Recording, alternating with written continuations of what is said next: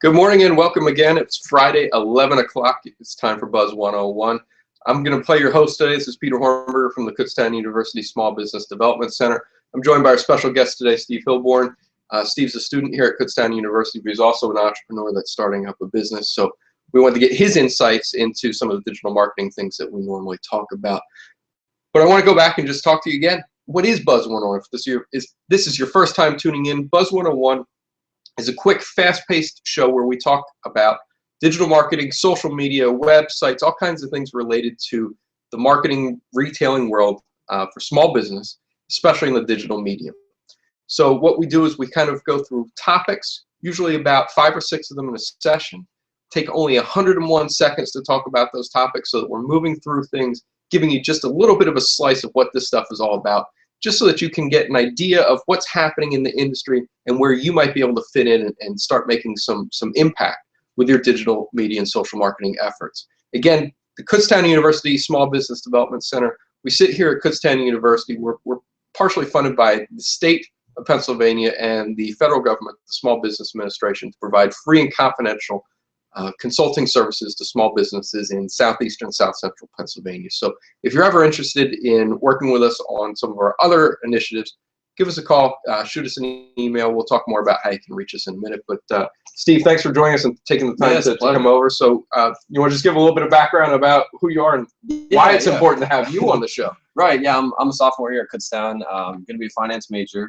Started a business back in November with my brothers, and I'm working out of the ELC here as an incubator client in their program, and it's been a pleasure, being in here, having a space to work, and so hopefully I can provide some input, being a student and being around the media. Yeah, I think you have definitely, your business is in digital media, and you also provide a different demographic than we normally represent on the show. So I think it's great to have you on board. And he mentioned ELC, that's the Entrepreneurial Leadership Center. It's something that is actually housed here at Kutztown University. And Steve is one of our first and members of our incubator, where students can actually work on their business on campus. So we're going to hear more about that from Steve in a little bit, but let's get into some of these topics here as we're going through. I wanted to get your kind of started with something that I think is maybe partly related to your generation. There was an article I picked up about some applications, some web apps, one called Uber, another one called Lyft, L-Y-F-T. Heavy in San Francisco, although it is worldwide, but basically it's a smartphone app that connects people that are looking for a ride with drivers. And you say, well, we have taxis, right? I mean, that's not a new idea. Why do we need an app? The point of this is that they're not the taxi services that people are picking up. So these are just regular people that have a car, have some time available, and have connected with this app. And what they're doing is they're picking up people, giving them rides, collecting some money out of this. The taxi services are really taking hits. 65% of their business has fallen off in San Francisco. And I think it's really interesting. There's lots of legal stuff coming up around this about whether it's even legal. Do they have taxi licenses? There's kind of ethical dilemmas, which is these drivers most likely don't have insurance to use their vehicles for commercial purposes. So there's all kinds of things we could talk about with this. But since it's Buzz 101, we talk about really small business marketing issues. I want to get Steve's thought about, if you're a small business, how do you even begin to keep up with all of these new applications and the new changes that people are just jumping into really quickly all over the world? Right.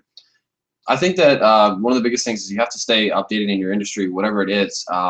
Use the resources out there through social media. Twitter is becoming one of the biggest search engines, in the world right now, and it's the fastest growing one. So get on there, search keywords, search, relevant topics. Use some of the apps out there for social listening that are available, and really, get information about what your industry is and what are the new things coming up. Find blogs that relate to your topics. Find writers who write about your topics, and you have to stay informed. I think in this information age, you need to stay on top of this stuff. And so if you can do some of those things, I think you'll at least see these things coming and be able to make changes like that, because that's all you can really do. In the case of the taxi services, I don't think they really could have done much. It's kind of a disruptive technology that's coming in and just destroying their industry for them. But if they can at least try to get ahead of it and find some innovative ways to compete, they might survive. But in the case of these things, I think you just got to stay informed. Yeah, and I agree. I think you talked about it. I think it's in one of our upcoming segments here about just this listening concept that we talk about it all the time on the show. If you ever go back and watch some of our archives, I'm sure you'll hear us say it almost every week, that a lot of times people use social media to project their voice. And what I think they're really missing is the real value of social media, which is to listen. What other tools are you using to listen? You said Twitter. What things do you use? Twitter's huge. You know, I just monitor TechCrunch, which is one of the technology blogs, constantly.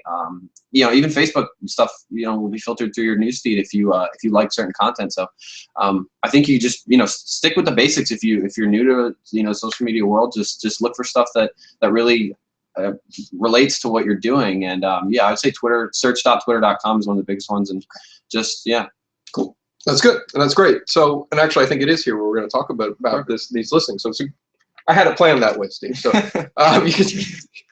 next thing we're going to talk about is actually ways to boost your social media engagement, and one of those ways is actually using the social media tools to listen. And Steve just mentioned one via Twitter.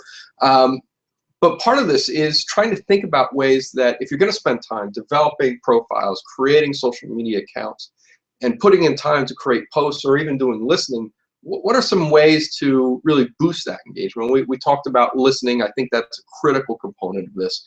And even establishing keywords so that you don't have to always go out and actively listen. You can actually set up some filters so that your inbox kind of gets filled with some things that are relevant to you. So your brand name, maybe some keywords related to your business. But one of the other things that pops up a lot of times when you think about expanding the engagement is the concept of being really visual. And I've seen different posts on this, but I've seen about 40% more engagement when you post something with a visual. And again, I just think that's partly how people consume content in that format. In the digital space, it's really engaging. It's one way you can do it. So I just wanted to go back to this. I mean, we've always heard it. You know, when we were probably little children in kindergarten. You know, listening is critical, right? You know, you have 2 ears and 1 mouth for a reason. It's critical. But why does it seem that in general business doesn't really do a great job of listening through social media? Right. I think it's, you know, partly because, you know, business owners and business managers, even small businesses, are really consumed in the day-to-day operations. And unless you have a dedicated, you know, social media marketing and risk management team that's going to go in and listen like that, you might be caught up in the day-to-day toils of the business. So if you can take some time, just, you know, before you open shop, at the end of the day, you know, get on there and look at what people are saying, because it might give you feedback about, you know, some great stuff that your business is doing that you can really exploit and try to produce more of for them. You just got to stay on top of it. Find time, you know, in the day that you have, or use some of the platforms that we were talking about, Hootsuite and some of the other things that you can put in keywords, and, you know, they'll send you email updates, you know, directly to your smartphone if something like that's mentioned about you, and that might be all the time saving that you need in the day. You know, you just get a quick update in your pocket that somebody tweeted at you, something's going on, you know, somewhere on the web that you can jump in on and use to really listen to your consumer and to your market. So yeah, and that's great. I mean, I like that how you're talking about carving out some time. I mean, you know, we could look at this through a fitness lens and say, you know, we always want to talk about, you know, being a little bit more healthy, a little bit, maybe lose a little weight, you know, all these things. That time just doesn't come magically out of nowhere. You really need to figure out what that space might be. And sometimes it is, you know, just carve out 15 minutes first thing in the morning, 10 minutes at the end of the day. And it might make a big difference instead of trying to put 2-hour block into the middle of the day. I think the return on investment for social media stuff is extremely huge because it takes a small amount of time and the resources are there. You just got to go and get them. So. Very cool. All right, folks, I do want to remind you, we are live. This is a live television show, which means, first of all, we could mess up, which is surprising. We're in episode 7. We haven't really made a major mistake yet, so we'll see. Stay tuned. That might happen. But the real value of us being live is you can actually communicate with us. So we have some time at the end of the show at about 11:22. We're actually available for questions, comments, and you can reach us either through our Google Plus page. If you're watching us on the native YouTube page, just drop a comment. That actually will feed right into our system, and we'll be able to address that question right away at our 11:22 segment.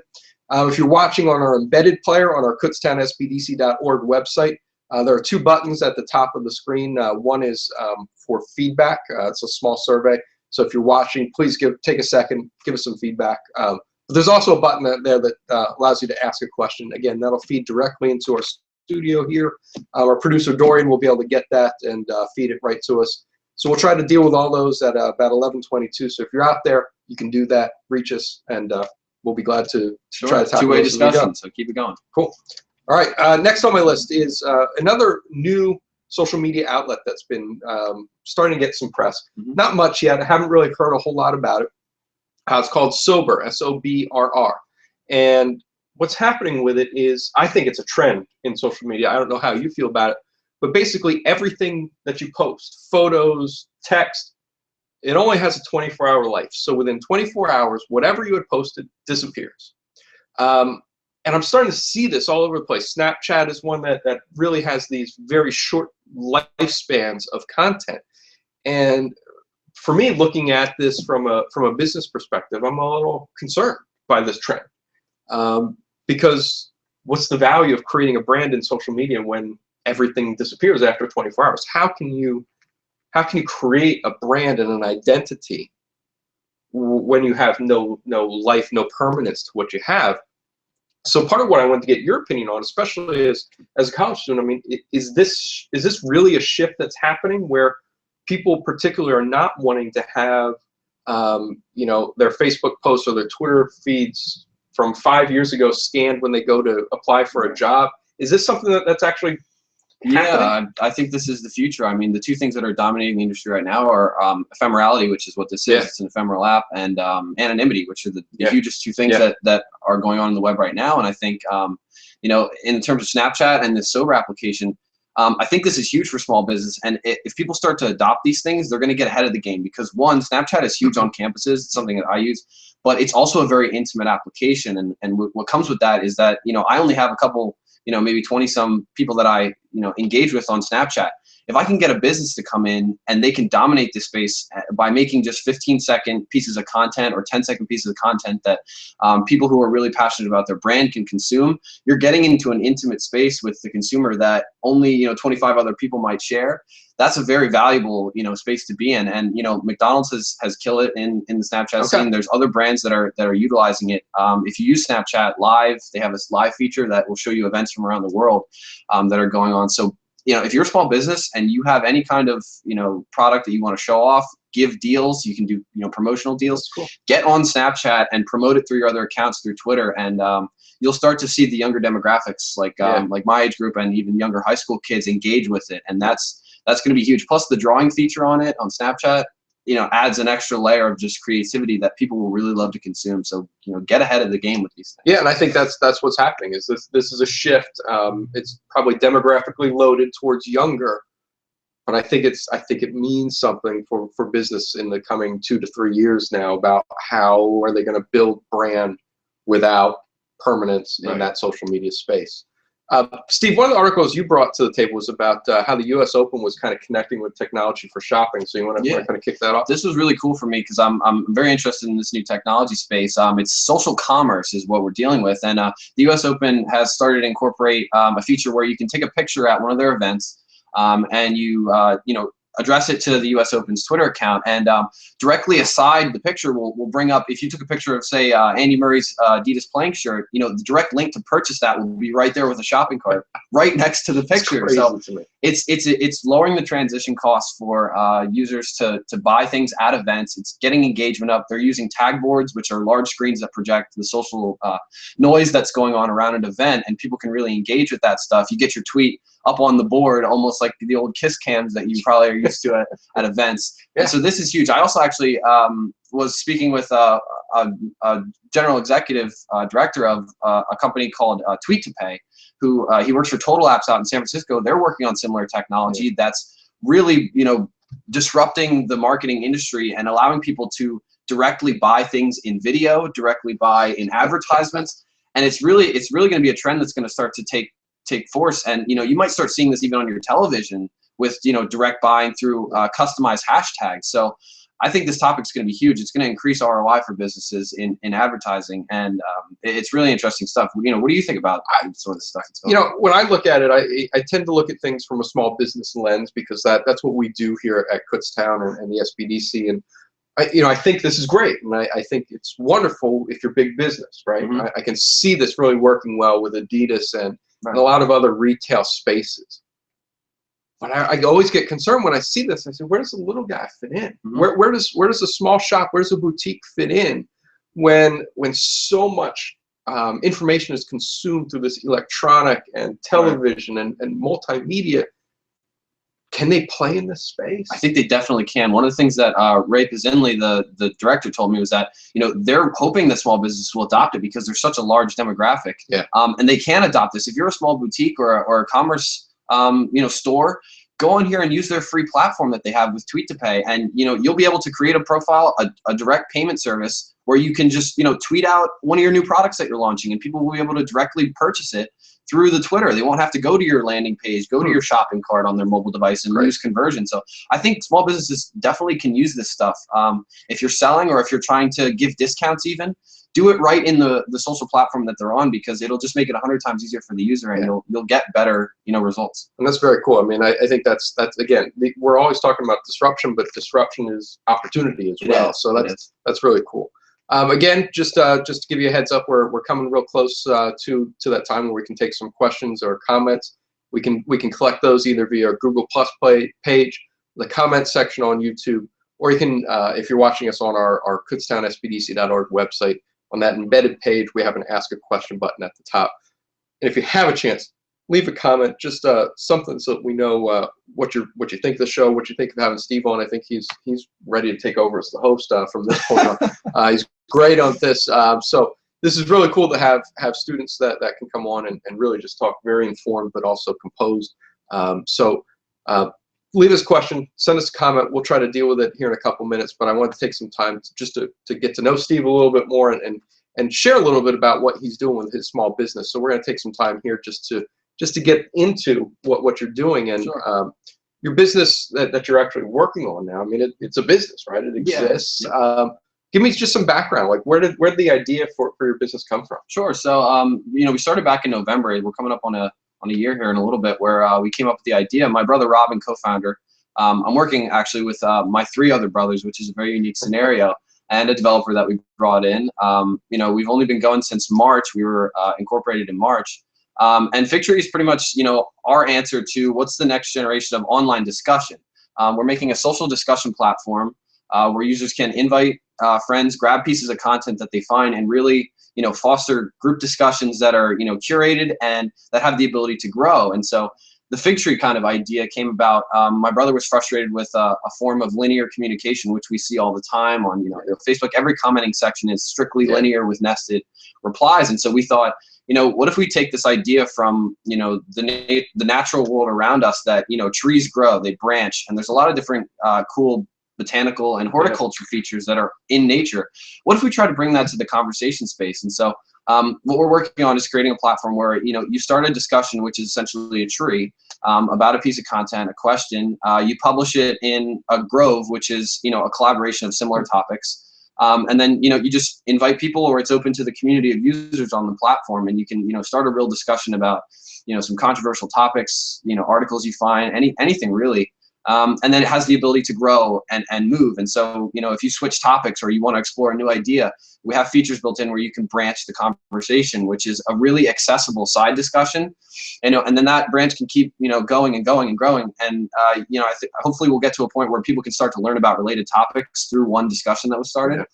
And we have some other features, grafting and transplanting, which will give, you know, users a new experience. And so we hope that this will be a place where you can really, you know, come to learn, grow, and talk about things in a nurtured environment. So that's what FigTree is about. It's really cool. I mean, you know, this is the first I've heard you kind of express it that way, and it's great, because I think metaphor is a really powerful tool for learning, and you know, just hearing how that works out. These things work because nature has shown that it works. It works all over the place, and what I love about what Steve is working on is building in that natural component and making that part of what this business is about is really very cool. But I also wanted to get some of your opinions, because you're a student still. I mean, you're here at Kutztown University, you're working on your degree. I just wanted to get some of your thoughts. I mean, we might have some other young people out there. What's it like starting a business and going to school at the same time? I mean, how do you handle all that stuff? It's, you know, it was kind of hard at first. Last year I was, you know, trying to figure out how to start a business. This is my first time. I I'm a rookie essentially. So, you know, I spend a lot of time on the evenings and not going out on some weekends and having fun like you would in college. It's a big time commitment, but the return in learning that I've gained in the past, you know, just 6 months is incredible. I could never have learned, you know, the kind of stuff I have when actually going out and doing the stuff and learning how to incorporate a business and, you know, set up your financial books when you're starting and learn about finance and investment and, you know, how to even build a technological app, which, you know, I'm not a coder. So I had a huge learning curve. And so this has been awesome. If you're out there and you have an idea that you're really passionate about and, you know, it might not work and chances are you might fail, but the main thing is just get out and try, get out and learn and do something because, you know, I think, you know, most people will say that they wish they would have started earlier. And so I wish I would have started earlier and started something, you know, a long time ago, but you know, it's been a great experience. Well, you know, I think it's fun. To me, it's really interesting that you talk about the word failure. And there's a student half of you that failure is like the worst possible thing in the world. But then there's this entrepreneur side of you where failure is, it's not good. You're not trying to fail, but it's a real opportunity to learn. And to me, that's really interesting. How, you know, how can you balance those two kind of really disconnected definitions of the same thing in the same space? Right. Yeah. I mean, worrying about grades and stuff like that, you know, getting A's on tests is one thing, but, you know, in this world, it's not the end of the world. Essentially, if you know, your product or your company doesn't do as well as you thought or anything like that, it's, you know, you get up and try again, or you get up and you learn more, or you learn from your mistake. On tests, you get, you know, 4 exams in a semester to get it right. And then the final, and then you lost credit. Well, this is more appealing, I think, to people. You have a chance to mess up and keep moving, and you're not going to just drop out. Nothing's going to happen. You just keep going. So that's cool. Very good. Yeah, you keep getting more and more chances as you go. Cool. So we're going to take a couple questions. Again, this is that time on our show. We look into these comments and we see what we can come up with here. So I know we've got a couple of them. Dorian's working on them right now to feed them over to us. So we're going to deal with those in just a second. So thank you for taking the time to drop us a line. But while Dorian brings those up, let me just ask you about this concept of working with family. You know, I've never really had you know, I have one brother, so I never had, you know, like a whole bunch of brothers to sit around and think of crazy ideas. But what's it like working with family on this, especially brothers? Especially brothers. It's been probably the best thing that's happened to our family in a very long time. My brothers and I are very close. Ever, you know, since ever, we've always been, you know, with each other and doing stuff. And so the business has, you know, given us an opportunity to be around each other more, learn about how each other works, because you don't really know, you know, what your family is like in a working environment. And so with that comes a learning curve about, you know, how does my one brother work? How do I interact with him when he has an idea? How do we communicate? Because we're all spread out kind of in Pennsylvania. We're not all coming to an office to work together. So it's been really interesting. You learn a lot about your family, and you know, I wouldn't trade it for the world. I love working with them. I love them. So I think it's, you know, probably the best situation for us is to have that support system. That's another thing. When you start a business, it's kind of a lonely game. And so if you have family and you have people supporting you, especially people that you love, it makes it worth it. It makes it fun. So. Yeah. And actually a lot of the entrepreneurial research really looks into some of the critical success factors for entrepreneurs, and familial support ranks really very highly as one of the things that is critical to the success of small business. Yeah, so, I've been blessed to have, you know, our family supporting us all throughout this, and it's been great. So that's great. All right, we got a question here. Jim Bob asks Steve. This is directly to you. So, I'll read this one off to you, and you can respond. Steve, he says, Steve, let's face it. If I had a nickel for every social media site, I could probably retire, and you most definitely could. They're out there and they're continuing to grow. Right. How do you plan on raising awareness and differentiating yourself from other professionals, like professional discussion forums like LinkedIn and some of those places where they have group discussion already built in? Right. You know, I think, you know, professional discussion, you know, is great. This is more for, you know, the everyday user, the people out there who are kind of lurking on social media, who aren't, you know, maybe jumping into discussions that they want to.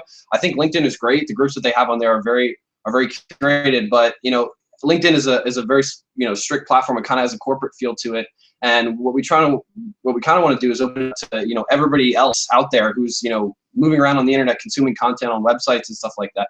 And so I think to differentiate ourselves, we're going to stick to the simplistic organic design stuff that we talked about earlier. Yeah. Try to get a feel to the platform and a real community around the platform that makes people want to come there to talk about things. We're trying to build in features for security, and we're actually thinking about some of the ephemeral stuff that you said before. Yeah. We're actually thinking about having, you know, discussions expire if users don't choose to preserve them. And so, you know, there's a lot of features that we're trying to build in that are, you know, make it unique. We want a lot of security features for the users so that, you know, trolls and interlopers can't come in and really blow up your discussion. And so, you know, it is a very hard space. You're absolutely right. You'd be a very rich man, but you know, we're still going to try to do it. We're going to try to make ourselves stand out, and through, you know, hopefully marketing and getting people on the platform and just learning from them, we might have an edge. So. Yeah, and I think that's great. I mean, that you guys are still tweaking the formula quite a bit. Right. And you know, the reality is LinkedIn's great, and they have good forums and good discussion spaces, but there's a lot of problems with it. I mean, it's just, to me, again, you're back to that linear discussion. Oftentimes, it doesn't connect really well. Most people aren't going into LinkedIn like they are with Facebook and Twitter, where they might be refreshing, you know, 100, 1,000 times a day. I mean, some people are really into Twitter. LinkedIn's kind of like something you check maybe in the morning, and maybe you check it at lunch. It's not something that you're constantly in. And I think what you're trying to do is maybe create a space that maybe leverages where some of the weaknesses already exist in that space. And I like that. Right. I think that's really cool. So I'm going to just throw this one out to you. I know we haven't even prepared for this, but do you have any milestones like upcoming? Like, do you have goalposts, you know, set for yourself for FigTree coming up? Yeah, I mean, just some of the short-term ones is we want to get some of the students at the college involved. I've been, you know, networking with some of the professors and chairs of departments. We want to get through the ELC's associate position. One of our goals is to get a couple of student interns / associate, you know, with our company, and trying to get, you know, some of our landing pages updated, getting some of the parts of the platform built. So that's a really short-term milestone that I really want to get to work on, is having more people working with me and stuff like that. But some of our larger milestones are, you know, by the end of the year, we want to have a working beta platform, which is, you know, this is the bare bones of the platform that we can provide to the user. Because the main thing is getting people using it and then taking their feedback. You'll hear a lot in, you know, startups and starting companies, you know, you got to fail and you got to iterate.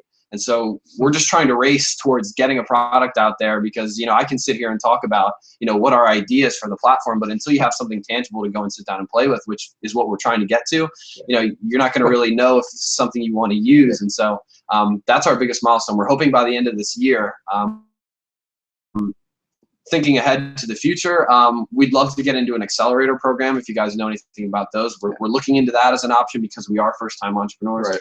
And we're looking to find more talent as well, if we can get some resources to bring in more people to get hands on the project. Because, you know, 3 of my brothers are non-technical founders. They don't code, but my brother Ralph does front-end development, and the developer we've brought in does back-end and some of the platform development. So, you know, growing our team, growing our platform, and getting to launch is really what we're trying to get to.